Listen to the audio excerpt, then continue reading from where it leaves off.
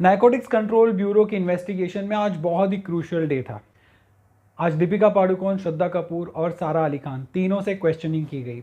तो क्या आप जानते हैं कि इन तीनों को क्या क्या सवाल पूछे गए? So let's begin with Deepika Padukone. सबसे पहले तो ये जानना ज़रूरी है कि दीपिका का इस पूरे केस में नाम तब सामने आया जब उनकी मैनेजर करिश्मा प्रकाश के कुछ व्हाट्सएप चैट्स में दीपिका का नाम उभर कर आया रिपोर्टेडली, और इसके बाद दीपिका को बुलाया गया। There was quite a bit of deliberation that happened before actually calling down because Deepika is a big star. यहाँ आने से पहले Deepika had a meeting with not one, two but 3 lawyers reportedly in Goa, जहाँ पर वो शूट कर रही थी। वहाँ पर उन्होंने पूरा सलाह मशवरा किया and she kind of ensured that her defenses were prepared and she was well prepared to answer the questions before actually appearing in front of the NCB officials. लेकिन आज जब दीपिका वहाँ पे पहुँची तो she spend a lot of hours over they, like सुबह almost 9:30-10 बजे के बीच वो पहुँची थी एंड आफ्टरनून तक उनकी क्वेश्चनिंग चलती रही, लेट आफ्टरनून तक।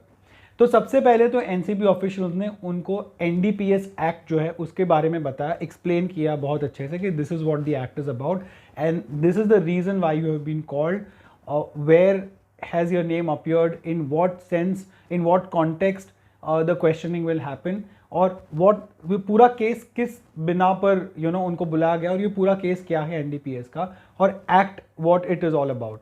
उसके बाद उनको ये पूछा गया कि आप ये जो नंबर है जहाँ पर आपका नाम फीचर हो रहा है उसको आइडेंटिफाई करिए, जो करिश्मा प्रकाश का नंबर है उसको आइडेंटिफाई करने के लिए दीपिका को बोला गया। उसके बाद they were also shown the WhatsApp messages, जो मैंने आपको प्रीवियस वीडियो में बताया था कि कैसे एनसीबी व्हाट्सएप को रिट्रीव करती है थ्रू फ़ोन क्लोनिंग, और दिखा और पूछा कि क्या ये मैसेजेस आपने खुद भेजे हैं या किसी और ने भेजे हैं, what is the real truth behind it. इसमें जो शब्द यूज़ किया गया है उसका मीनिंग क्या है, व्हाट कॉन्टेक्स्ट, व्हाट कॉनोटेशन, वो सारी चीज़ें पूछी गई डिटेल में।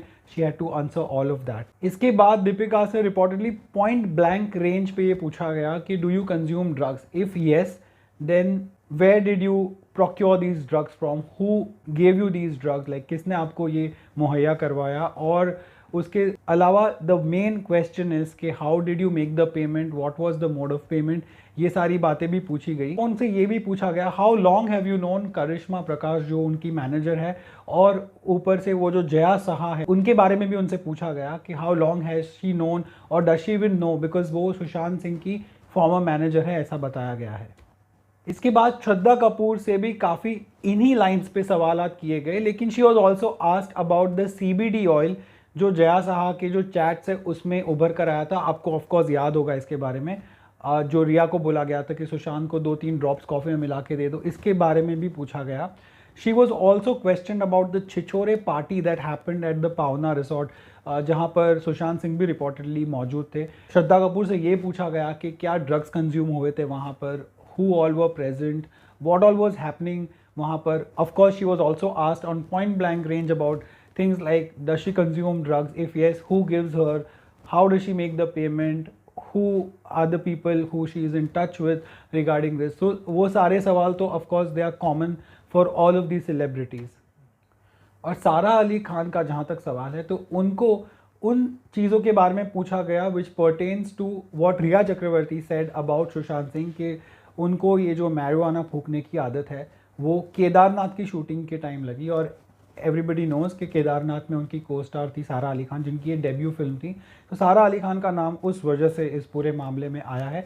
And she was asked about the times during the shoot of Kedarnath was happening, और इसके अलावा of course she was also asked whether she consume drugs, who does she take it from, कैसे वो पेमेंट करती, ये सारे सवाल उनसे भी पूछे गए। इसके अलावा एक और बात जो सामने आई है वो ये है कि रकुल प्रीत के साथ जब क्वेश्चनिंग हुई तो reportedly there was something called is doob जो थे, डूबी को डूब बोलते हैं, which is actually a rolled cigarette which has marijuana in it. तो उसके बारे में पूछा गया because that was the word that was coming again and again in the chats that NCB found reportedly.